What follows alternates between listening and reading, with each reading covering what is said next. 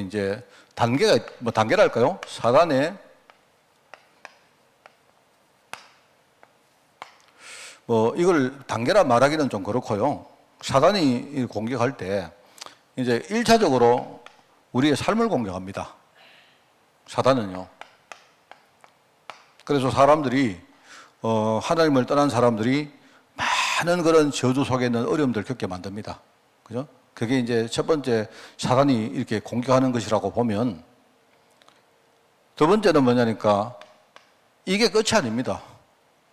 이제 그 삶 속에서 뭡니까 여러 가지 어려움을 겪기도 하고 또 뭐 죄 문제 때문에 굉장히 여러 가지 어려움 당하기도 하는데, 거기서 끝나는 게 아니고 그 다음이 또 문제예요. 그 다음에 이제 의식을 공격합니다. 의식. 이걸 흔히 말하는 우리 생각과 마음이죠. 말하자면 죄 때문에 여러 가지 어려움을 겪게 만드는 데다가 그걸로 끝내면, 그죠? 뭐 그럴 수 있는데, 그 다음에 이 죄 때문에 굉장히 뭡니까 어떤 죄의식 느끼게 만들고 막 그것 때문에 눌리게 만들고 이렇게 해요. 오늘 제가 만난 그분도 뭐냐니까 제가 볼 때는 답이 없습니다. 왜냐니까 내가 겪었던 그 일을 그대로 겪었던 사람이거든요. 내가 볼 때는요, 뭐 저분은, 내가 볼 때 그분은 뭐 답이 뭐 내가 볼 때는 단 1%도 이거는 예외가 없어요. 저분, 이 사람은 보니까 그 가문에 지금요 뭔가 막 어마어마한 영적인 저주가 있는데 이제 풀리지 않는 겁니다. 그 뭐 이제 이유는 뭐냐니까 뭐 어떤 일을 당했다, 뭐 때문에 뭐 어떻게 됐다, 뭐 근데 뭡니까 뭐 채무 불이행자가 됐다, 뭐 제대로 뭡니까 직장 생활을 못하게 됐다, 가정이 깨졌다, 뭐 이런 이야기인데요. 누구나 있을 수 있는 이야기인데, 내가 듣기는 그게 그 배우에 이게 이 집은 정말 뭐 이제 그런 생각이 드는 겁니다. 내가. 그래서 그런데 문제는요, 그 사람이 현장에서 그 어려움 겪고 있는 그게 문제가 아니고 그 어려움 때문에 이제 2차적으로 나중에 굉장히 힘들어져요. 지금 어떤 뭐 가정도 깨지고 여러 가지 뭐 직장에도 문제 있고 이래가지고 그런데 그게 나중에 다 지나갔다 해도, 원래 그런 것들은요 다 지나가게 마련이거든요. 근데 지나가면 내가 볼 때는 더 큰 문제 옵니다. 여러분 이거 잘 아셔야 돼요. 그래서 어떤 사람들이 죄를 지었는데, 죄를 짓고도 처음에는 죄 때문에 힘든 일을 겪지만 그 다음에는요 이 죄의식 때문에 또 더 큰 어떤 어려움을 당해요. 이거는 누가 주는 게 아니고 자기 스스로가 자기 내부적으로 다 합니다. 그래서 사단은요 우리 삶에 어떤 여러 가지 저주 문제를 주기도 하고 죄에 빠지게 이렇게 삶을 자꾸 공격하지만요, 그걸 가지고 이제 의식 속에, 생각 속에 많은 공격을 받습니다. 참 이게 참 문제입니다, 여러분. 그리고 이제 여기서도 끝내는 게 아니에요. 이게 관계를 공격하는데, 이게요, 이래가지고 그 자기가 겪고 있는 여러 가지 죄의식이라든지 이런 눌림을요, 다른 사람에게 또 이렇게 전달합니다. 이게 또 힘든 거예요. 그래서 특별히 이제 우리 가족들 같은 경우에는 함께 사니까 한 사람이 이런 공격을 받으면 이제 보다면 순차적으로 가족들이 자꾸 힘들어집니다. 그러니까 내가 볼 때는 우리 목표는 아시지 않습니까? 여러 가지고 믿음 못 가지게 만들고 하나님 못 붙들게 만들고 계속 그렇게 만드는 게 사단이 하는 거거든요. 그래서 여러분, 저는 이런 생각입니다. 제가 주로 만나는 여러분 전도 대상자들은요 주로 이 부분에 많은 훼손을 당한 사람이 대부분일 거예요. 그러니까 여러분들도 아마 그럴 겁니다. 여러분을 만날 때는요, 또 어떤 사람이 교회를 나오든지 하면요 이미 삶에서 많은 어려움을 겪고 있는 사람이 대다수입니다. 그런데 어차피 우리 삶의 공격은 이미 당한 거지만, 여기서 이 사람이 딱 복음을 붙들어 버리면 이제 이거는 차단할 수 있거든요. 그렇지 않습니까? 우리 아이들이 여러분 죄를 짓고, 애들 죄 지으면요 나중에 문제를 많이 겪거든요. 그런데 죄에서 끝나는 게 아니고 나중에 죄 때문에 죄의식에 눌려가지고 굉장히 많은 어려움을 또 겪어요. 그래 한번 생각 속에 공격받으면 그거는 나중에 누가 그래도 스스로 막 빠져들어갑니다. 이래가지고 어떤 사람은 나중에 굉장히 그 죄 때문에 자기가 죄에 대해서 민감할 때는 스스로 죄의식 막 빠지다가 이게 반복되면 나중에 사람이 죄에 대해서 둔감해져요.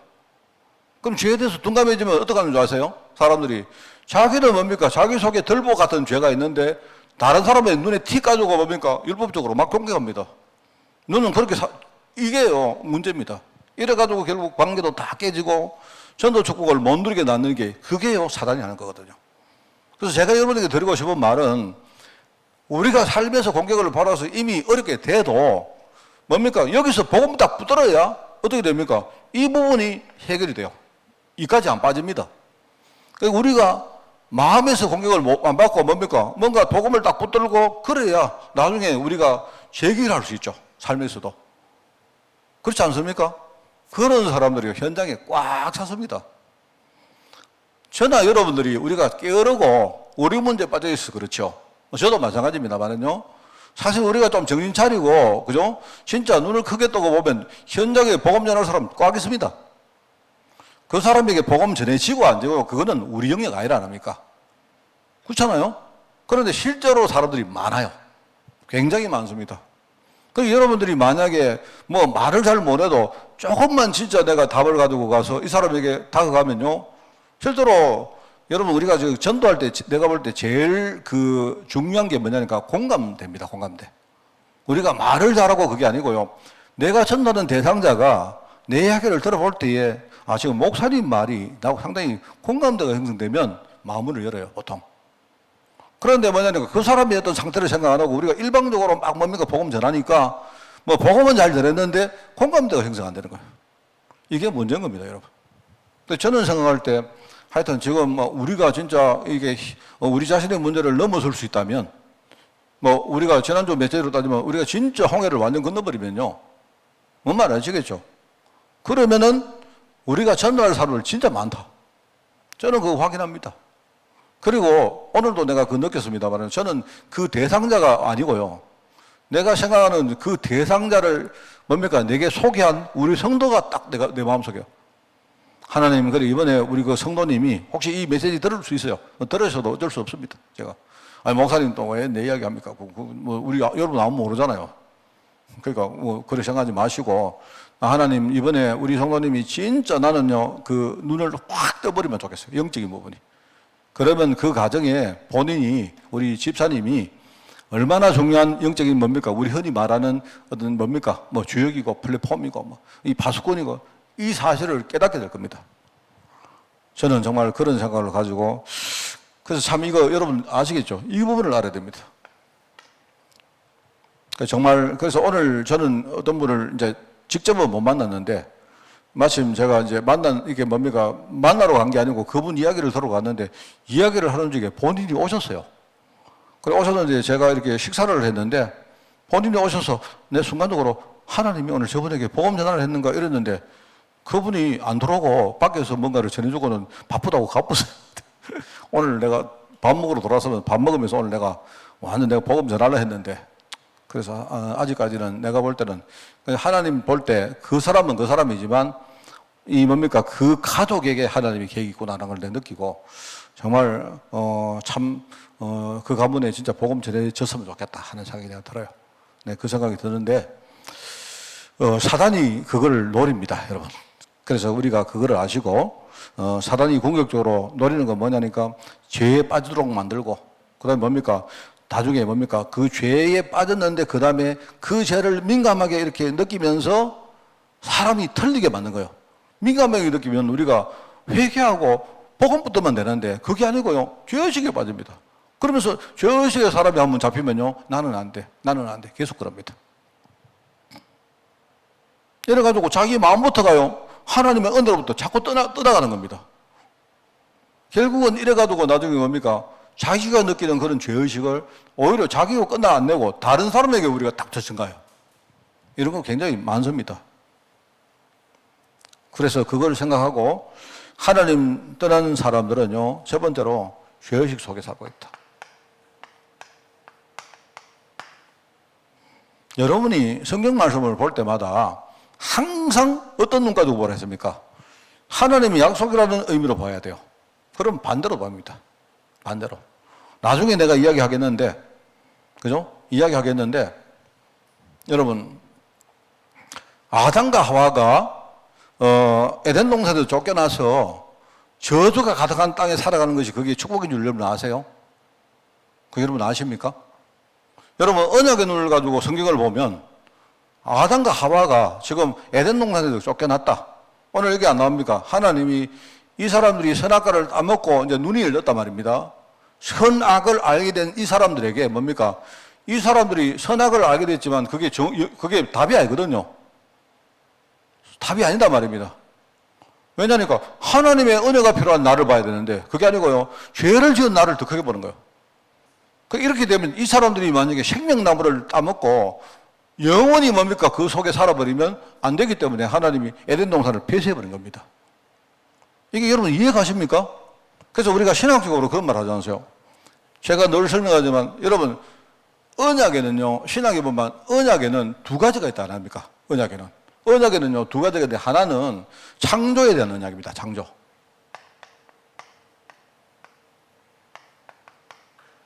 뭐 말을 붙이자면요, 일종의 원시 언약이죠. 창조 언약입니다. 창조 언약은 뭐냐니까 그냥 하나님의 창조 속에 있는 사람들은요 누구라도 하나님이 준비하신 그 창조의 축복들을 누리게 되는 거예요. 자동적으로. 뭐 다른 힘이나 이거 필요 없습니다.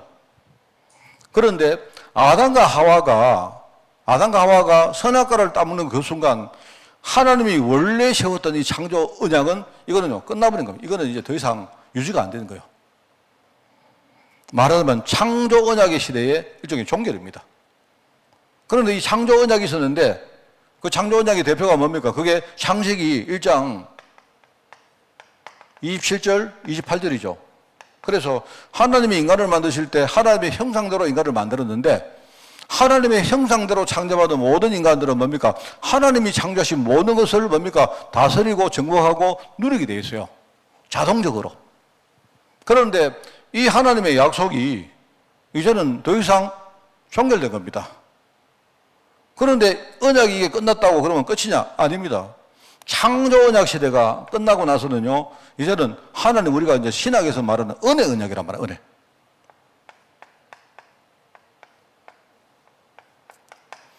말하면 은혜 언약의 시대가 이제 새롭게 열린 거예요.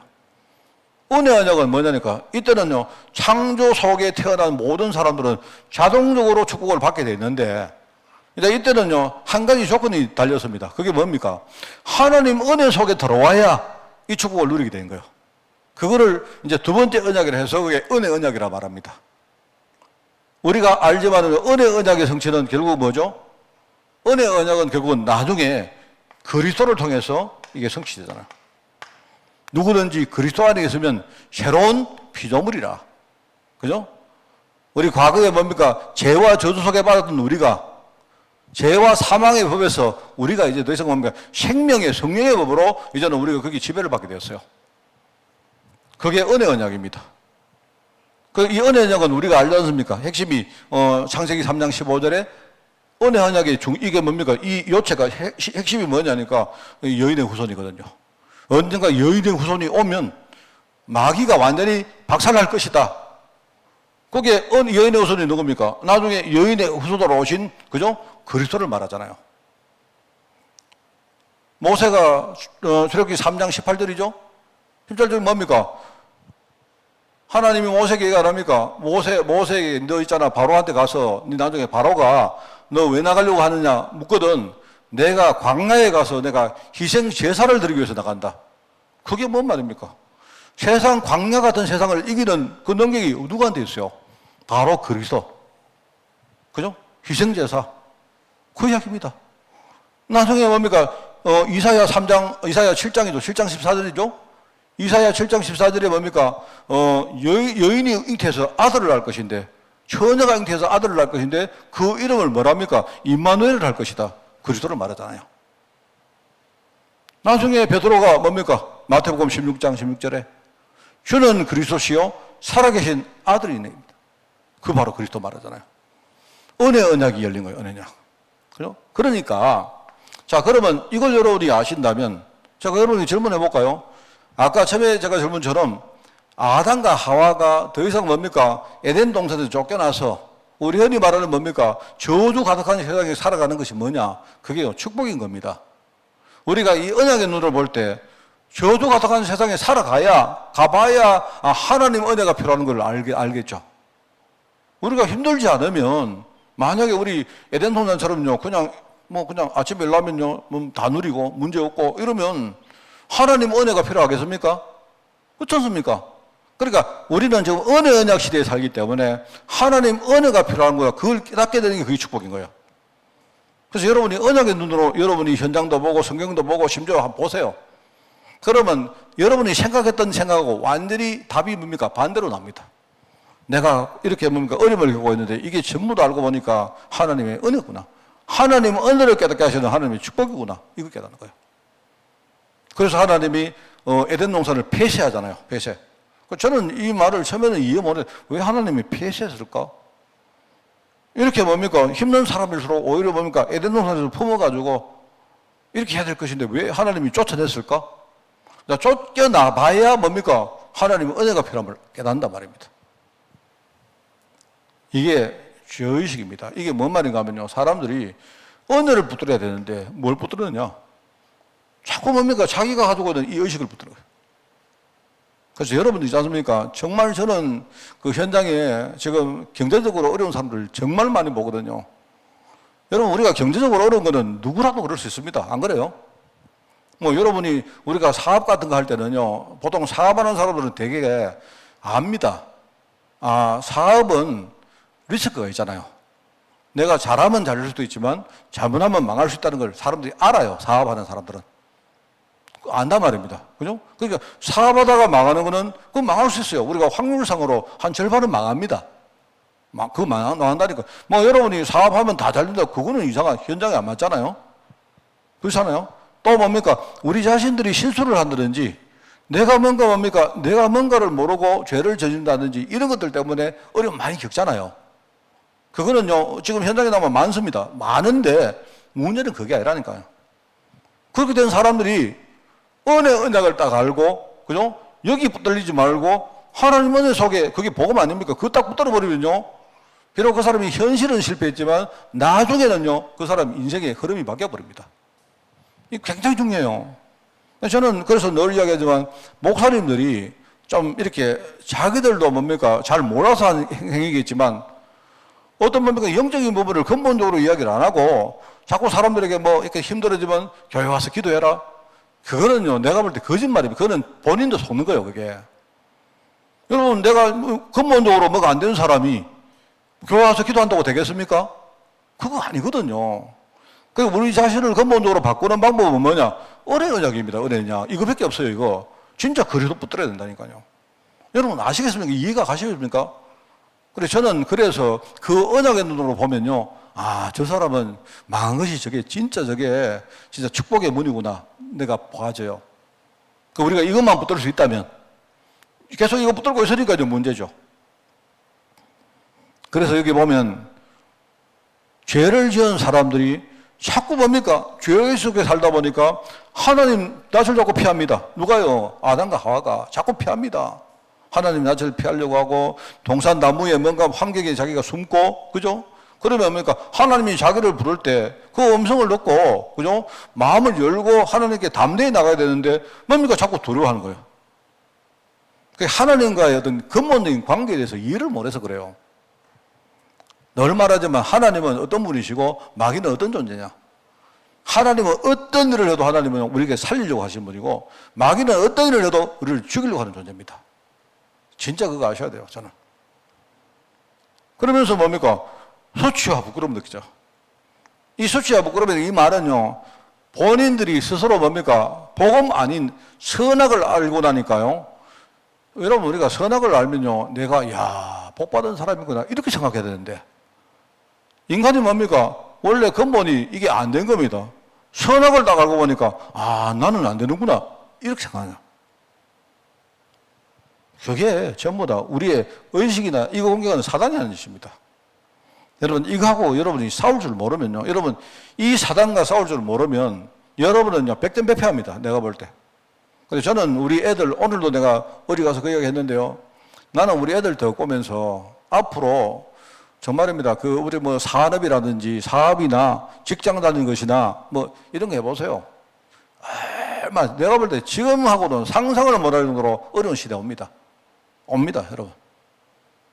제가 저번에 우리 오장로님 그 이야기 하시던데, 주일날 그 이야기 했나요? 너무 덥다니까 이게 뭐냐니까, 그래도 이 올해가 제일 시원했다, 안 합니까? 지금 덥긴 더운데 내년은 더 덥고 후내년은 더 덥고 나중에 지나가 보니까 2024년은 또 되게 더웠는데 그때가 되게 시원했구나 이렇게 생각한단 말입니다. 우리 지금 여러분들이 지금 계속 힘들다 경제 어렵다 하지 않습니까? 앞으로 대봐요. 얼마나 더 힘든지. 내가 볼 때는요, 미국 같은 나라, 이런 나라들이 옛날에는 여유가 참 많았는데, 이제는요, 전부 다 이판사판입니다. 완전히 눈에 보이는 게요, 그밖에 안 보입니다. 여러분, 뭐, 우크라이나 전쟁 저런 거 왜 던지 아세요? 이제는 뭡니까? 러시아 이런 나라들이 남나라 침공해가지고 막 자기들 뭡니까? 이렇게 점령해 놔놓고는요, 뻔뻔하게 뭡니까? 뭐, 딴소리 해서 이렇게 합니다, 지금은. 그만큼요, 이 세상이 강팍해졌단 말입니다. 그래서 우리 아이들 참 그런 세상에 애들이 나갈 때, 진짜 막 그냥 말하는 게 아니고 애들이 진짜 이게 우리 애들 의식 속에 복음을 완전히 뭡니까 무장 안 시키면 뭐 어떻게 살겠습니까? 안 그래요? 제가 전에도 말했지만 조그마한 것 때문에 애들이요 막 눌려가지고 막 뭡니까 막 자살하고. 그럼 내가 옛날에 임급병에 우리가 빠져 죽을 수 있다 안 합니까? 누가 말 한마디 하는 거 그거 가지고요 막 상처받아 가지고 이럴 수 있다니까요 앞으로.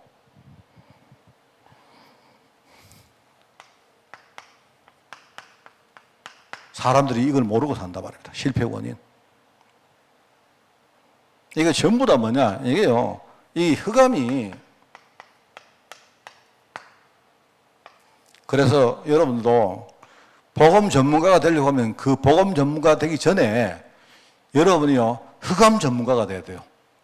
사단의 존재와 사단의 뭡니까? 이 의도와 사단의 목표와 이게 어떤 식으로 뭡니까? 수작을 부리는지 이래가지고 결과적으로 이 사단이 결과적으로 뭡니까? 뭐를 노리고 있는지 알아야 돼요.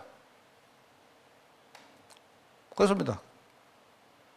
그래서 저는 우리 애들 뭡니까? 살다 보면 애들이 죄를 지을 수 있는데 난 죄를 지을 수 있다고 생각합니다. 그런데 죄를 지으면 분명히 세상에서는요, 죄를 지은 만큼 굉장히 어려운 게 없습니다. 그건 틀림없어요. 그럼 애들이 죄를 딱 짓잖아요? 죄를 지었다. 그 다음이 더 중요합니다. 물론 죄를 안 지으면 좋지만 뭐 그럴 수가 없기 때문에 애들이 죄를 딱 지었을 때, 그죠? 하나님 앞에서는 철저히 회개해야 돼요. 철저히. 그거는 내가 하나님 잘못했다 해야 하나님이 용서해 준 그게 아니고요. 이미 내가 신분으로는 다 용서받았는데 이거는 이제 회개가 아니고 일종의 갱신이거든요. 갱신. 이걸 갱신 안 하면 뭡니까? 그 죄라는 이 뭡니까? 죄의 권세가 나를 계속 뭡니까? 계속 죄에 대해서 연약하게 만들어요. 철저히 갱신해 버려야 돼요. 그렇게 하고는요, 사단 앞에서는 뭡니까? 사단이 이렇게 죄의식 갖다 둘 때 애들이요, 거기는요, 강력하게 싸워야 됩니다. 나의 근본적인 부분, 절대로 내 속이지 마라. 나는 죄를 지어서 지금 이렇게 비록 이렇지만은 나는 어떤 일에서도 하나님 자녀다. 애들이 막 이런 당담을 가지고 나가야 애들이 승리할 수 있다니까요. 아담과 하와가 여기 나오지 않습니까? 하나님의 부름. 하나님 부르시면 거기는 하나님 부름을 깨닫고 이래야 되는데 아예 뭡니까? 하나님의 부르심에 대해서 이거 듣지를 못해요. 무지. 소리를 못 들으면 되겠습니까?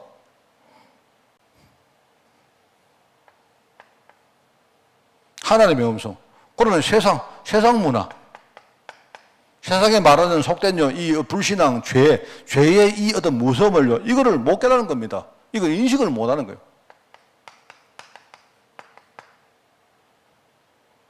그래서 늘 말하지만, 진짜입니다. 여러분, 나는 돈에 대해서 굉장히 쉽게 말하는 사람 보면요, 저 사람은 반드시 돈에 당한다. 내가 늘 말하지만, 목사님들이 주로 그래요, 목사님들이.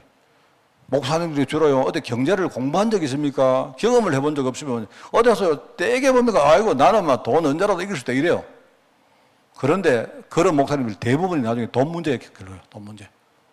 왜? 돈은 되게 무서운 겁니다, 진짜. 돈이 무서운 게 아니고, 돈을 이용하는 그 배후에 이 사단이 얼마나 돈을 가지고 흔들지 몰라요. 여러분 보면요, 제일 큰 문제가 돈입니다. 뭐라 해도 돈입니다, 돈. 그래서 우리가 목사님들이 뭡니까? 돈 앞에 굉장히 겸손해야 되고, 그죠? 그 자신감을 가지면 안 돼요. 그 돈을 나는 먼저로 잘할 수 있어. 이렇게 합니다. 우리 성도들은 어떻게 하는 거야? 아이고, 우리 목사님은 돈에 대해서 굉장히 뭡니까? 이렇게 깨끗하겠지. 이렇게 생각해요, 주로. 아닙니다, 여러분. 그렇게 생각하면 여러분 잘못된 겁니다. 그래서 많은 교회들이 어떻게 하는가요? 목사가 돈을 가지고 마음대로 합니다. 마음대로. 목사들이 굉장히 뭡니까? 말을 잘하기 때문에 핑계는 잘 돼요. 뭐 이래서 그렇다, 이래서 그렇다, 이래요. 저는 그거 압니다. 제가 다른 거는 몰라도 나는 그 무서움을 알기 때문에 내가 내 자신에 대해서 자신이 없기 때문에요. 나는 돈 근처 안 가요. 근데 그런데 솔직히 말합니까? 나는 어떨 때 내 마음속에 어떤 욕심이나 이런 게 막 생길 때 많아요. 근데 그거는 철저히 내를 잘 알기 때문에 나는 딱 이렇게 스스로 차단을 많이 하려고 합니다. 그래도 나는 당할 때가 많아요. 지금 세상의 무서움, 이 죄의 무서움, 이 세상에 말하는 그 불신앙 문화, 이게 얼마나 지금요, 사단의 그 어떤 술수 안에서 이렇게 우리를 공격하는지 몰라요. 그런데 여기서 뭐냐니까, 하나님 음성도 듣고 죄의 이런 무서움도 깨달았으면 그냥 복음 붙들면 안 됩니까? 그런데 여기서 이모주의 쓰는 거예요. 쉽게 말하면 핑계됩니다. 그나마 최신자들은 이 교회 문화에 대해서 아직도 이렇게 좀 무지하기 때문에 이 핑계를 좀 덜 댑니다. 근데 교회에 대해서 좀 우리가 종교생활 오래 하고 이런 사람들은요, 얼마나 뭘 잘 알아요. 그러니까 둘러대는 거 잘해요. 하나님 모성입니다, 여러분, 이거. 핑계를 댑니다. 그리고 여기 보면 이제 여러 가지 어떤 관계 속에 책임전가 하잖아요. 다른 사람 원망하잖아요. 누구 때문에. 소용없습니다. 그게 보면요, 실패의 원인인데, 사단이 이렇게 하는 거를 딱 그거 한번 보세요. 요거 공통점이 뭡니까? 어느 하나도 해답이 없잖아요. 여러분, 하나님이 부르실 때 그때라도 복음 붙들면 되고, 나중에 죄의 무서움을 알면 그때라도 복음 붙들면 되고, 안 그렇습니까? 어느 날 내가 이래가 안 되겠다 싶으면요, 그때라도 복음 붙들면 되는데, 이걸 못 한다니까요, 이게. 그래서 나는 생각할 때 교회는 사람들이 어떤 경우도 복음을 딱 붙들 수 있도록 교회 안에 복음을 많이 깔아놔야 돼요. 복음을 많이 깔아놔야 되고, 또 성도들은 어떤 사람들 지금 그 사람이 실패하고 있다 해도 어느 한순간에 복음 붙들면 되잖아요. 그렇게 할 수 있도록 여러분들이 많이 용납해주고 기도해주고 이렇게 복음 붙들 수 있는 그런 문화를 많이 만들어놔야 됩니다. 그렇습니다. 그래서 저는 이렇게 보면요, 그런 생각이 들더라고. 우리 장로님들하고도 이렇게 어떻게 이야기하면요, 어떨 때 좀 그런 생각이 들어요. 내가 볼 때 그 별거 아닌데도 저걸 저렇게 따져야 되나? 이런 생각이 들 때 있습니다. 그런 생각 들 때 참 많아요, 저는. 그런데 솔직히 말해서 이제 장로님들 같은 경우에는 우리 교회에 대해서 이렇게 중요한 책임을 지는 사람들이기 때문에 좀 더 이제 마음을 좀 쓰기 때문에 그럴 수 있다고 치지만, 일단은 교회는요, 이렇게 복음적인 부분을 많이 깔아놓지 않으면 어느 한순간이라도 지금은 잘 못하지만 복음 붙들면 살 수 있잖아요. 안 그렇습니까? 지금은 사람이 좀 이상해도 복음 붙들면 살 수 있잖아요. 안 그래요? 그래서 우리가 그런 걸 생각하고 좀 이렇게 이렇게 넓혀야 됩니다. 마음문을 열고 다들 난 그래서 이렇게 성도들은, 전도자들은요, 마음이 좀 너그러워야 됩니다. 저도 좀 밴댕이 소갈머리 같은데, 그래도 내가, 나라도 이렇게 안 해야지, 이런 생각이 듭니다. 우리 다 실수도 하고 안 그러면, 그래, 좀 이렇게 마음을 열어놓고, 이렇게 어떤 사람이든요, 복음 붙들 수 있도록 다 교회가 문화를 그렇게 만들어야 돼요. 참 이게 중요합니다, 여러분. 그래서 애들 같은 경우에 너무 좀 이렇게 잘못했다고 너무 윽박지르지 말고 천천히 이렇게 이성적으로 애들하고 소통하면서 또 이렇게 이해시켜주고, 그 애들이 못 알아들어도 우리가 여러분이 그러지 말고 좀 오래 좀 참고만 기도해주고, 이게 필요해요. 그런데 이제 이게 지금 우리 현장에 지금 현장에는 하나님 떠난 사람들이 이렇게 살고 있는 사람은 얼마나 많은지 몰라요. 제가 참 오늘도 느꼈습니다. 제가 개인적인 이야기입니다만은 제가 하나님이 나를 참 경직시키고 있구나, 이런 생각이 들 때가 많아요. 어쨌든 제가 담임 목사이기 때문에 좀 내가 이렇게 내 눈앞에 하던, 나도 나름대로 뭔가를 넘어야 될 부분이 아니겠습니까? 이거를 빨리 넘어야 되겠다, 이런 생각이 들고요. 이거를 빨리 넘고 진짜 우리가 다른 거 생각하지 말고, 내가 볼 때 우리 교회는요, 그에는 여러분이 전도할 대상자 많아요. 저는 딱 보면 뭔지 아세요? 일단 저는 이렇게 생각합니다. 지금 우리 하만과 시골이 지금요 인구가 자꾸 줄고 노령화 되어 가고 있잖아요. 그러면 여러분이 그게 하나님의 뜻인 줄 알고 우리는 갈렙 사역하면 돼요. 여러분 그냥 이거는 내 말이 아닙니다. 하나님 뜻이라 생각하고 하면 돼요. 그리고 저는 뭐냐니까 저는 그래도 뭐 다른 목사님에 비해서 경제적으로 내가 많이 좀 이렇게 시달려 봤던 사람입니다. 뭐 우리가 빚이나 뭐 우리가 뭐 채무 문제 뭐 이렇게 이런 거요. 이게 얼마나 힘들어 가는 걸 제가 진짜 뼈저리게 느껴본 사람이거든. 그런데 현장 나가보면요. 그런 사람 너무 많습니다. 그런 거 하면 돼요. 우리 교회는 뭐 왜 사람들이 젊은 사람이 그건 하나님 뜻인 줄 알고 자꾸 여러분이 억지로 하면 안 돼요. 저는 그렇게 생각합니다.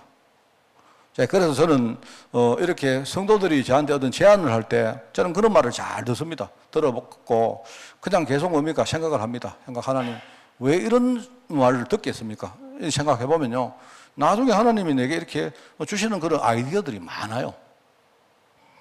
그러니까 그런 것들은 이제 우리가 하면 되는데 문제는요, 우리 자신이 저는 완전히 홍해를 못 건너서 그렇다니까.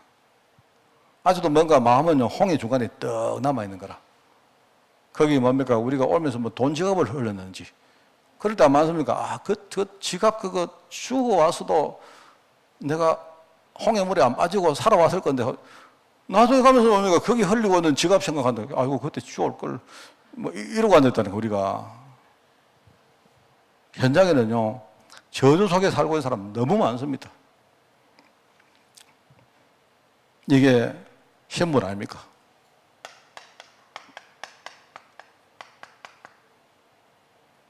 불신자들에게 저주를 주는 이게 아비란 말이죠, 아비.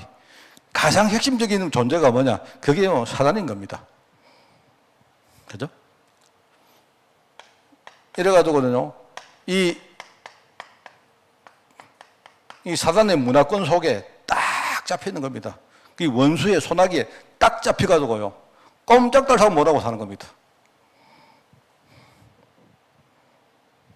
그러다 보니까 현실이 될 수가 없죠. 현실이 뭡니까? 그 저주라는 고통이 얼마나 힘듭니까? 그런데 이게 뭐냐니까, 땅이 저주를 받았으니까, 말하면 우리 주위의 환경이 전부 다 뭡니까? 이렇기 때문에 우리 현실도 그럴 수밖에 없잖아요. 안 그렇습니까? 그러니까 나중에 뭐죠? 하나님이 우리에게 주신 모든 가치를 잃어버린 거예요. 원래 돈도 진짜 하나님이 우리에게 귀한 돈을 줬는데 그것도 잃어버리죠. 심지어는 문화도 잃어버리죠. 가정도 잃어버리죠. 저는 뭐 여러분에게 이런 말 한번 하지만, 여러분 있지 않습니까? 성 같은 거죠, 성. 우리 섹슈얼한 거 있잖아요. 그것도 하나님 우리에게 주신 참 중요한 가치거든요. 근데 사람들이 그거를 쾌락의 도구로 삼고 잃어버린다니까요. 본래의 그 가치를 전부 다 상실해버렸다.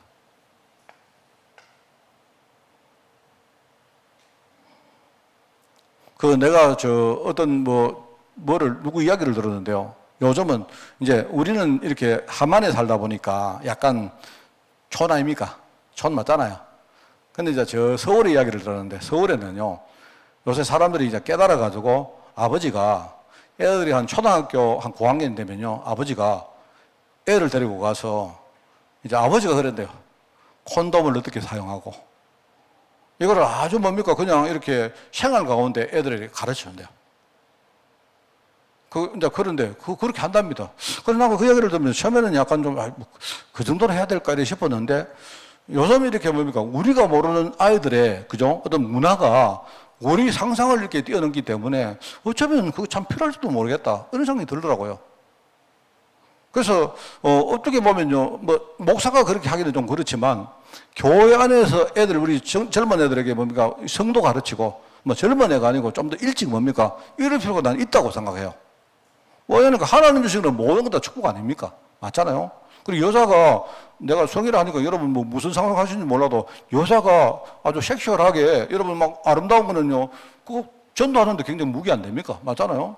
남자가 뭡니까? 멋있고, 남자답고 또 아주 인격적이고 이러면요, 먹어 주잖아요. 안 그렇습니까?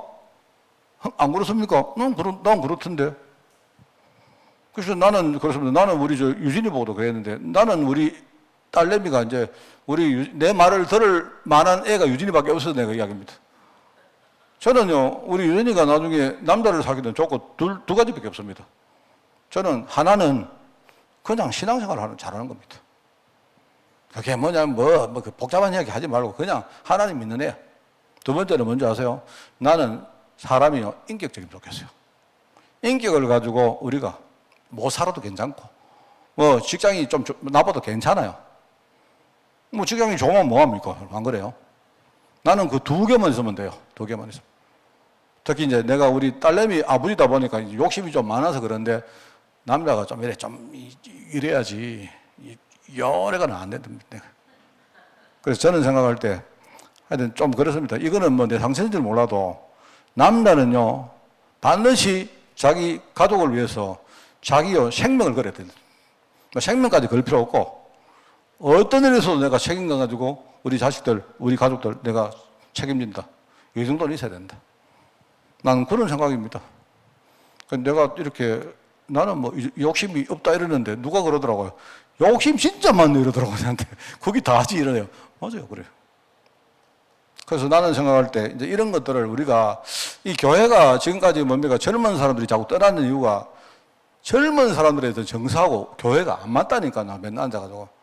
그래서 저는 이런 걸 우리가 복음 안에서 언약의 눈을 가지고 애들에게 가르치는 것이 참 필요하다 생각이 듭니다.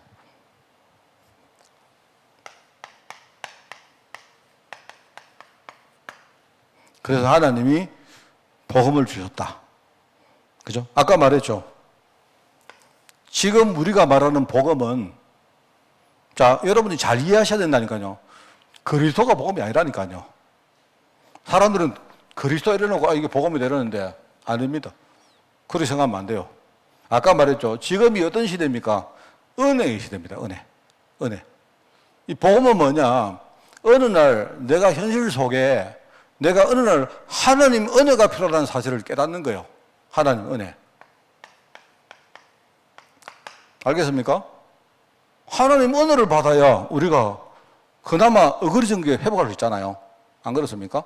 그런데 은혜를 보고 나니까 하나님이 내게 주신 은혜가 뭐냐? 나를 위해서 그리스도를 보내셨다. 그래서 억만 죄악 가운데 사는 구원받을 전혀 자격이 없는 나에게 하나님이 은혜로 나에게 구원을 주셨다는 사실을 깨닫는 거예요. 그게 은혜 시대의 하나님의 약속입니다.